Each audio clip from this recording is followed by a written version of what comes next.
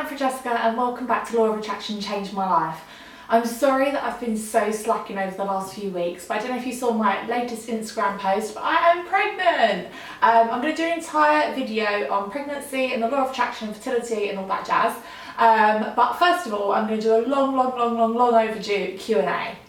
So my first question is from PSC, lots of numbers. I am working on getting my dream home. I have a vision board with all of the pictures, phrases and inspirational quotes.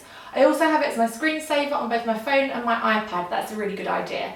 And have visited and walked around the house imagining me living there. Is it best to focus on just one thing and put all your thoughts into that one thing, or is it best to have a few different goals? I would say it is definitely best to focus on just one thing at a time. I find if I'm trying to focus on too many things in a too generalised kind of area, it either takes a really long time to manifest or it doesn't manifest at all. I find that if I just put all of my effort into one thing, and it's not necessarily effort, it's more passion. If you focus all of your passion onto one singular thing, I find it can manifest super quick. So yes, I would always say choose one thing over many. Sophie Heathdean asks, just a quick question, before you got into the law of attraction, were you a fairly positive person? I totally believe in the law of attraction, however I find I have totally conditioned myself to negative thoughts, haven't we all? I don't even realise I'm doing it until I have the chance to reflect at the end of the day. I was just curious as to whether you have always been fairly optimistic or if you have also struggled with the same issue as myself. Love your channel, keep the pace coming, I will do. Okay. I've come out with my questions. Okay, so I have touched on this in previous videos about how I think the people that are most passionate about living a positive life and people that turn to yoga, turn to healing, turn to alternative therapies are generally people that are either negative or unhappy or otherwise. There are lots of people that manage to float through life being totally positive and just living on a high vibration, and they don't have to work on it and it's just easy for them. For me, I am the same as you, Sophie, so don't worry. I was brought up with a very negative mother. She's a lovely woman, she's great, but every time she'd say something, it's always followed by a negative. And when you're brought up with that, you are kind of conditioned to always be looking at the negative of things.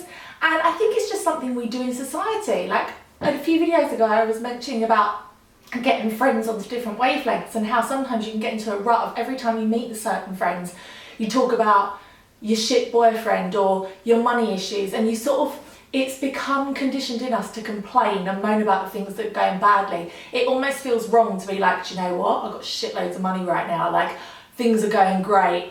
You feel bad about saying those things. It's almost like bragging. So we kind of are more conditioned to talk about the things that are going badly in our lives. But you can change that. It won't happen overnight. I have been practicing the law of attraction for many years now.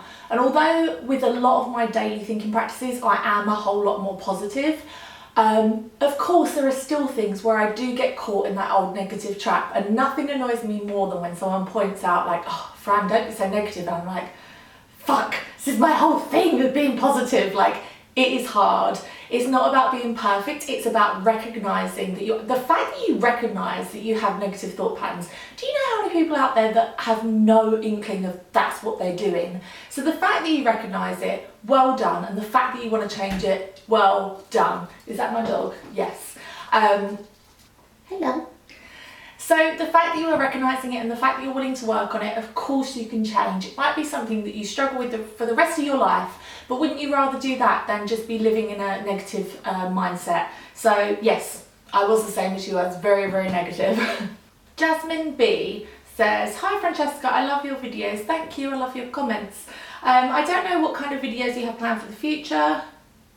Is this the last question? No, it's not. But I would love it if you could do one about what we do if the law of attraction isn't working in our lives when we are trying really hard to make it work. Jasmine, the only thing I can say about this is trying really hard in life is usually a good thing. With the law of attraction, it's not such a good thing. Trying means wanting, and wanting gives the feeling of not having. And believe it or not, with the law of attraction, yes, it is hard work in the sense that, you know, we need to learn all these practices, we need to learn about ourselves, we need to learn about our consciousness, we need to learn all this stuff, and that is probably hard work. But the actual act of law of attraction should be easy. It should come from passion and it should be effortless. Visualizing about things should be effortless. It should be things that come really naturally to you. Try not to try. Try not to try. That's great advice, but try not to try so hard and just have the feeling of having it already. The one thing I've said about law of attraction quite a lot is that it is simple, but that doesn't mean that it's easy. Once you've mastered this and you've mastered kind of your own mind, this will become easier and easier. Throughout my life, I've had certain wow moments where I'm like, holy fuck, this works. This law of attraction works. And you need those moments to spur you on to bigger and better things. If I'd had no success in the law of attraction, I'd find it very, very hard all these years later to still believe in it and still be passionate about it. But it's only because I continue to have success with it that I do. So I would focus on your past successes. If you haven't had any success yet, look at maybe what you're doing wrong. Read back through the books. It is simple, but it is not easy. I hope that's answered it. I hope you know what I mean. Jesus is my brother. I love your name. I believe in law of attraction, but something is truly stopping me from practicing it. I'm finding it hard to get out of my old ways of thinking. I'm the type of person that struggles to follow through on things. Can you give me advice on how to see results fast? The law of attraction isn't always fast. Some things can be manifested super quickly. Other things take a really, really long time, and that is to overcome barriers that are still in our own minds. It can be due to a number of reasons.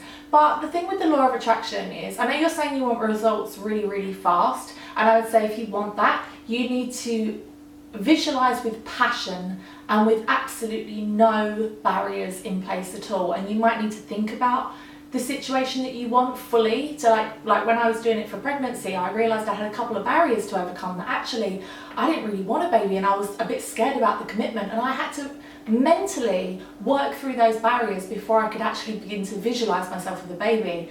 I'm going a little bit off point, I keep forgetting what I'm talking about. But yeah, my point is if you're wanting to see fast results, do that. But the point of the law of attraction is it is a lifestyle choice. This isn't something to turn to in your hour of need. Well, it is. But it is something to live your life by and to be your religion, your way of thinking, your motto, I don't know, all of those things. And I find you get the most out of the law of attraction when you live it as a lifestyle, so don't rush it. Abigail Georgina asks, do you have any advice or tips I can make to change my way of thinking so that I can attract more? I have become a lot more positive and thankful over the coming months than I used to be. Well, that's great that you already are, like you're already on your journey and you can see the changes that are being made. And what's happened since you've been more positive? Like, let me know in the comments down below. Like, it's really good to acknowledge what you've achieved through your positive thinking. Even if you haven't achieved anything tangible, physical, what have you achieved on the inside? Sometimes that is more useful than anything that you can achieve on the outside. Agrita Chiba, some simple advice to have a better life and to get positive results. I would say read a Jack Canfield book. I would definitely recommend The Key to Living the Law of Attraction. It is still my all-time favourite Law of Attraction book. Or if you want something a little bit more easygoing, The Secret. Listen to videos on YouTube about the Law of Attraction. You can get a lot of audios from You Are creators, which are really, really inspiring and motivating. Just simply having those on while you're doing your makeup, you're in the bath, while you're cooking dinner, anything, doing housework. It's great to have something going in audibly. I find that anyway.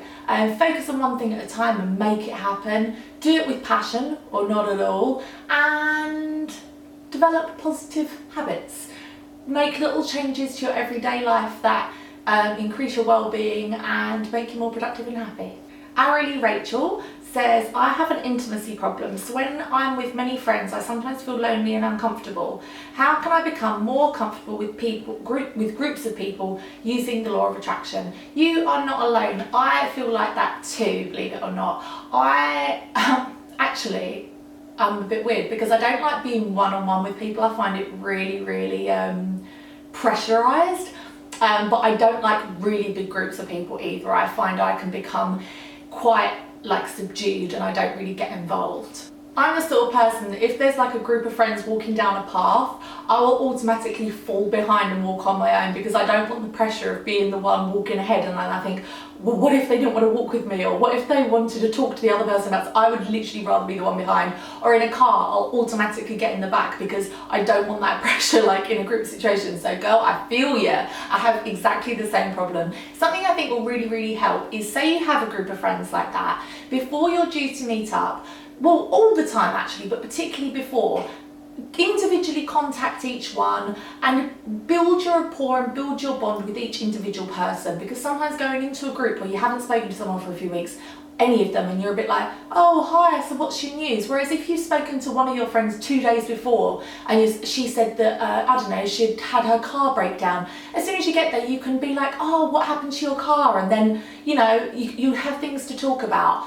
Does that make sense? I hope that really helps. Also, there's certain things now that you can do that are really helpful for maybe friends you don't see every single day, and when you meet up in group situations you want to feel more connected. So I have a group of friends from Essex, from where I grew up, and we pretty much just see each other for like birthdays and bar mitzvahs. And I have got this WhatsApp group together now that is just a permanent one, because we used to make one for occasions and then we would delete it, and then I was like, let's just have a permanent one, and if one of us wants to tell the group something, we can tell it, and we all feel, well, I personally, I can't speak for them, but I feel a lot more connected to them all because we just have this little running conversation, and it's really nice. So I would definitely recommend that. Make a little WhatsApp group, a permanent one that doesn't get deleted after your night out or whatever, but a permanent one. And individually build your rapport with each friend, particularly before you are due like a group meetup, so that you feel a little bit closer to people to begin with. I really hope that helps. Okay, I didn't realise how long this video was, so I have divided it into two, and I will upload the second part of this Q&A next Friday. In the meantime, you can come over to Instagram and find me. I'm at Law of Attraction Changed My Life. I love to hear from you over there, so until next Friday, I'll see you then. Bye.